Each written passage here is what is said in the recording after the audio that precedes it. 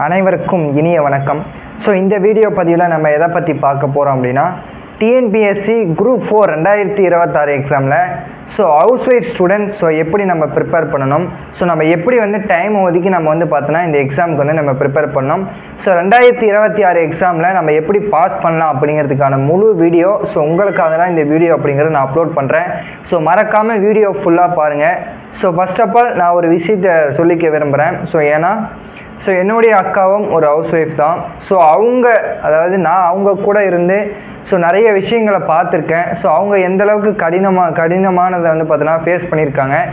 அவங்க எந்தளவுக்கு கஷ்டப்பட்டுருக்காங்க. உங்களில் ஒருவனாக பார்த்தோன்னா இந்த வீடியோ நான் அப்லோட் பண்ணுறேன்.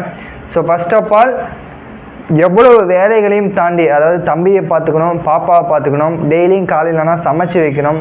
ஒரு உடல்நிலை சரியில்லைனா கூட தம்பி பாப்பா பார்த்தீங்கன்னா ஹாஸ்பிட்டல் கொண்டு போகணும். அவங்களுக்கு சாப்பாடு ஊட்டணும். வேலைக்கு போகணும். வேலைக்கு போகிற ஹவுஸ் ஒய்ஃப் ஸ்டூடெண்ட்ஸும் இருப்பீங்க. வேலைக்கு போயிட்டு படிக்கணும்.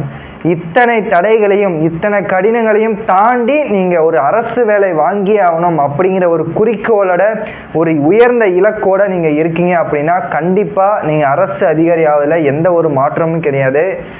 நீங்கள் எடுத்து வச்சிருக்கக்கூடிய இந்த முதல் அடி மிகப்பெரிய வெற்றியை தரும். கடைசி வரை உங்களுடைய முயற்சியை மட்டும் ஒருபோதும் நீங்கள் கைவிடக்கூடாது. ஃபர்ஸ்ட் ஆஃப் ஆல் எனக்கு தெரிஞ்ச சில விஷயங்களை நான் பார்த்தோன்னா நீங்கள் எப்படி ப்ரிப்பேர் பண்ணணும் அப்படிங்கிறத நான் ஷேர் பண்ணிக்கிறேன். வாங்க வீடியோக்குள்ளே போயிடலாம். ஃபர்ஸ்ட் ஆஃப் ஆல் நம்ம வெற்றியின் அடையாளம் அப்படிங்கிற ஒரு பேட்ச் பார்த்தோன்னா ஸ்டார்ட் பண்ணியிருக்கோம். அதில் இருக்கக்கூடிய ஸ்டூடெண்ட்ஸ் கண்டிப்பாக எல்லாருமே இந்த வீடியோஸ் பாருங்கள். ஓகேப்பா. இப்போ ஹவுஸ் ஒய்ஃப் ஸ்டூடெண்ட்ஸ் இருக்கீங்க. சார் எனக்கு நிறைய டைமே கிடைக்க மாட்டேங்குது. 12 மணி நேரம் 10 மணி நேரம் படித்தாதான் என்னால் இந்த டிஎன்பிஎஸ்சி குரூப் 4 எக்ஸாமை பாஸ் பண்ண முடியுமா? 20 லட்சம் பேர் எழுதக்கூடிய ஒரு கடினமான தேர்வு தான் இந்த குரூப் 4 தேர்வு. 2025 கடினமான தேர்வாக இருந்தது. 2026 எக்ஸாமும் கடினமாகத்தான் இருக்கும். அந்த கடினமான தேர்வுக்கு நாம் சுலபமாக எப்படி தயாராக போகிறோம் அப்படிங்கிறதுல நம்முடைய வெற்றி அப்படிங்கிறத தீர்மானிக்கும். ஃபர்ஸ்ட் ஆஃப் ஆல் பாருங்கப்பா, ஒரு மார்னிங் ஒரு வருஷம் நீங்கள் கஷ்டப்பட்டீங்கன்னா உங்களுடைய வாழ்க்கை நீங்கள் எதிர்பாராத அளவுக்கு உங்களுக்கு வெற்றியை தரும். உங்கள் வாழ்க்கை மாறும். அதில் எந்த ஒரு மாற்றமும் இல்லை. மார்னிங் 5 AM பார்த்தோன்னா தமிழ் நம்ம படிக்கலாம். எப்போதும் காலையில் தமிழ் படிச்சிங்க அப்படின்னா ஒரு ஃப்ரெஷ்னஸ், ஒரு புத்துணர்ச்சி அப்படிங்கிறது கிடைக்கும். கட்டாயமாக ஒரு 1 இயர்க்கு 5 மணிக்கு கண்டிப்பாக எந்திரிச்சு தான் ஆகணும். ஒரு 5 to 6, 7 ஒரு 6:30 வரையும் கூட வச்சுக்கலாம்ப்பா. ஒரு 6:30 அந்த 1.5 மணி நேரம் முழு ஈடுபாடோட, சரிங்களா? நம்மளுடைய பேட்ச் ஸ்டூடெண்ட் அட்டெண்டன்ஸ் போடுறீங்க. அட்டெண்டன்ஸை போட்டு முழு ஈடுபாடோட ஒரு மணி நேரம் ஃபுல் ஃபோக்கஸாக இப்போ 6th தமிழ் எடுத்துக்கிட்டோம் அப்படின்னா 6th தமிழ் ஃபஸ்ட்டு டைம் எடுத்துக்கிட்டோம்னா 1 மணி நேரம் எந்த டிஸ்டர்பன்ஸும் இல்லாமல் ஒரு 1 hour டைமர் செட் பண்ணி அழகாக நீங்கள் படிக்கலாம். படிக்கும்போது எந்த காரணத்தை கொண்டும் மொபைல் ஃபோனை மட்டும் நீங்கள் பயன்படுத்தக்கூடாது. டைமரை செட் பண்ணி வச்சுட்டு படிங்க. சைலண்டில் போட்டு வச்சுட்டு படிங்க. அதுக்கப்புறம் ஒரு 7 மணி ஒரு 6:30க்குலாம் பார்த்தீங்கன்னா சமைக்க ஸ்டார்ட் பண்ணிடுவீங்க. ஒரு 10 o'clock வரையும் நீங்கள் அந்த சமைக்கிற டைம் இருக்குது பார்த்தீங்களா, அந்த டைமில் என்ன பண்ணுறீங்க அப்படின்னா ஃபோனில் ஹெட்செட் மாட்டிக்கிட்டு முக்கியமான வீடியோஸ் ஜிஎஸ்லேயோ இல்லை தமிழ்லையோ நான் ஷார்ட்கட் ஏதாவது நான் சொல்கிறேன் அப்படின்னா அந்த வீடியோஸை நீங்கள் அந்த 2 மணி நேரத்தில் நீங்கள் படிக்கலாம். அதுவுமே நீங்கள் படிக்கிறது தான். நீங்கள் ஃபோனில் படிக்க போகிறீங்க. 10 மணி முடிஞ்சிருச்சு அப்படின்னும் போது ஒரு வீட்டு வேலை இதெல்லாம் முடிச்சுட்டு சாமான்லாம் கழுவி வச்சுட்டு ஒரு 11 மணிக்கு உங்களுடைய ப்ரிப்பரேஷன் நீங்கள் ஸ்டார்ட் பண்ணும்போது ஒரு மணி நேரம் ஒரு 12 to 1 அந்த 2 மணி நேரம் ஃபுல் ஃபோக்கஸாக படிக்கலாம். 11 மணிக்கு ஆரம்பிச்சிங்கன்னா ஒரு மணி வரையும் ஃபுல் ஃபோக்கஸாக படிச்சுட்டு அதுக்கப்புறம் தம்பி பார்ப்பாங்களா இருந்தால் அவங்களுக்கு சாப்பாடு முன்னாடியே ஊட்டிடுங்க. 11 மணிக்குள்ளேயே ஊட்டிட்டு தூங்க வச்சுட்டு இந்த மாதிரி நீங்கள் ப்ரிப்பேர் பண்ணலாம். சாப்பிட்டு முடிச்ச பின்னாடி அந்த தூக்கம் வர டைம் இருக்கும்.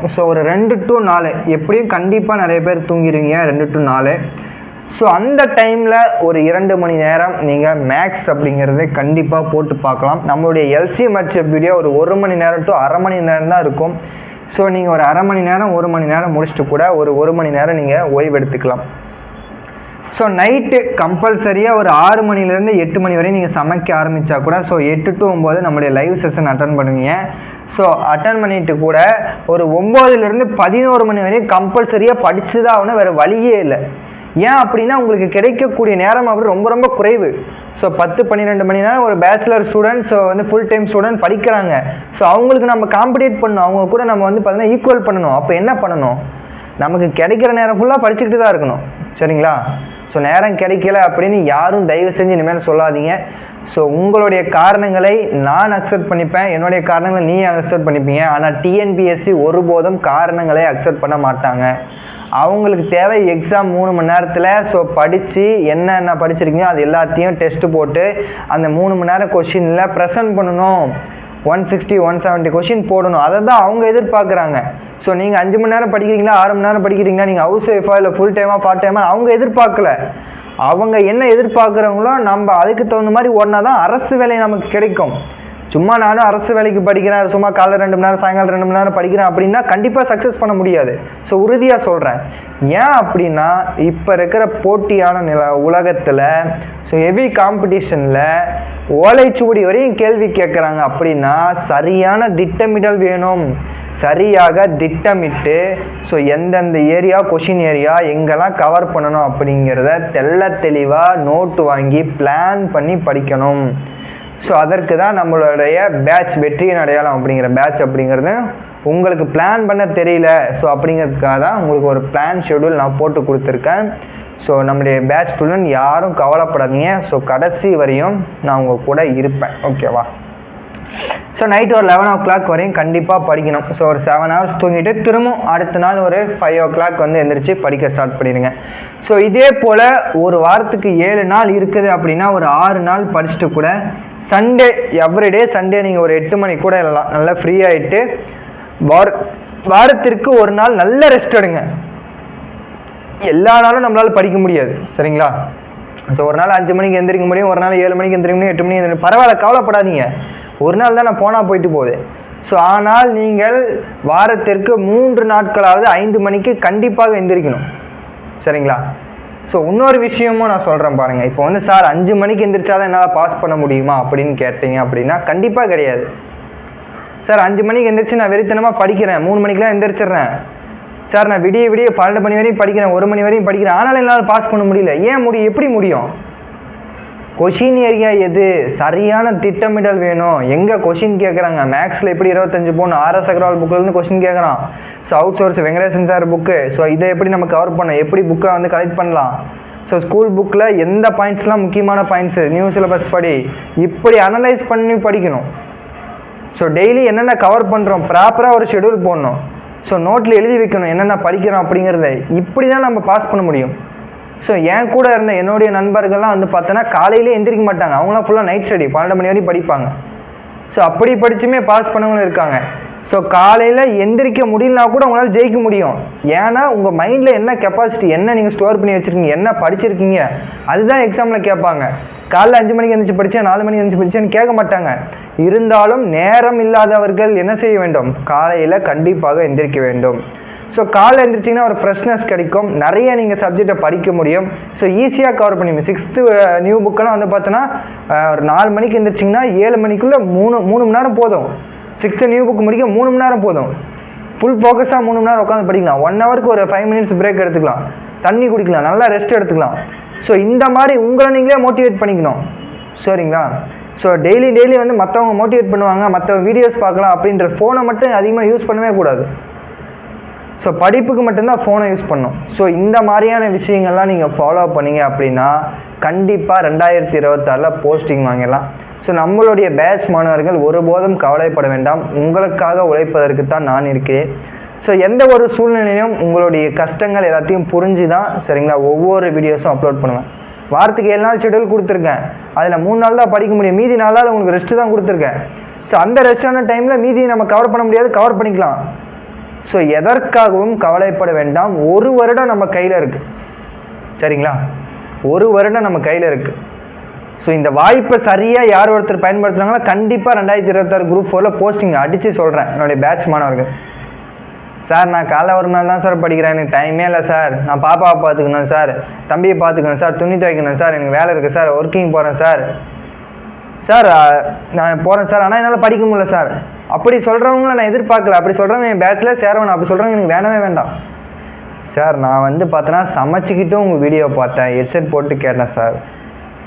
உடம்பு சரியாதப்போ கூட நான் படித்தேன் சார். இன்றைக்கி ஒரு நாள் நான் ரெஸ்ட் எடுத்துக்கிறேன் சார், நாளையிலேருந்து படிக்கிறேன் சார். காரணத்தை தாண்டி நான் படிக்கிறேன் சார். காரணத்தை தாண்டி தான் ஜெயிக்க முடியும். காரணங்களை அடுக்குபவன் வாழ்வில் ஒரு நாளும் வெற்றி பெற்றதாக சரித்திரம் கிடையாது. காரணத்தை தாண்டி யார் ஒருத்தர் வந்து பார்த்தோன்னா படிக்கிறாங்களோ அவங்க தான் ஜெயிப்பாங்க. ஸோ நல்லா வந்து மனசில் வச்சுக்கோங்க. ஸோ எந்த ஒரு கடினமான சூழ்நிலையும் ஸோ உங்களுக்கு வெற்றி அப்படிங்கிறது மட்டும்தான் கண்ணுக்கு தெரியணும், சரிங்களா? ஸோ ஒரு வருட உழைப்பு உங்கள் வாழ்க்கையை மாற்றும். ஸோ எந்த கஷ்டமாக இருந்தாலும் ஒரு வருஷம் தூக்கி உரமாக வச்சுருங்க. ஸோ வேலை வாங்கி உங்கள் கையில் போஸ்டிங்கை வந்து வாங்க வச்சுட்டு கொடுத்துட்டு அதுக்கப்புறம் நீ வந்து 8 மணி வரையும் தூங்குப்பா, நீ படிப்பா, சரி படிக்காதப்பா, ஜாலியாக இரு. ஸோ ஊரை சுற்று, அங்கே போ இங்கே போ, எல்லாமே நம்ம பண்ணிக்கலாம். நம்ம கையில் ஒரு அரசு வேலை, அடையாளம், அங்கீகாரத்தை உருவாக்கணும்.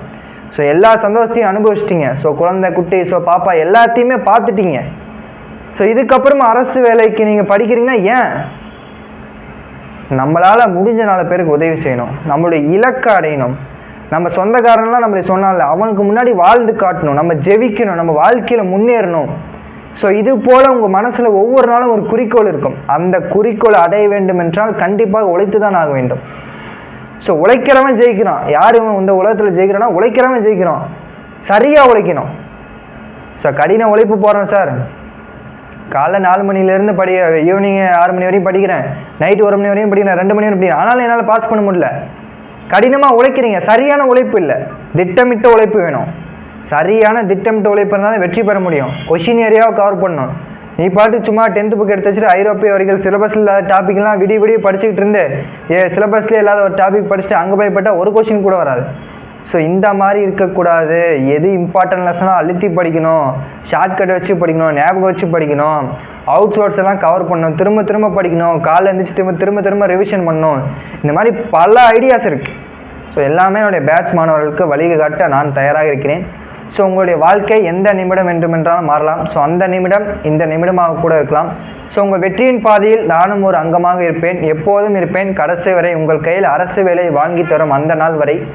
ஸோ இந்த வீடியோ ஃபுல்லாக பார்த்த எல்லாருக்குமே என்னுடைய மனமார்ந்த நன்றிகள்ப்பா. ஸோ ஏதேனும் சந்தேகங்கள் இருந்தால் நீங்கள் கமெண்ட் பாக்ஸில் போடுங்க. ஸோ நெக்ஸ்ட்டு ஒரு வீடியோவில் சந்திக்கலாம்ப்பா. Thank you so much. நன்றி, வணக்கம்.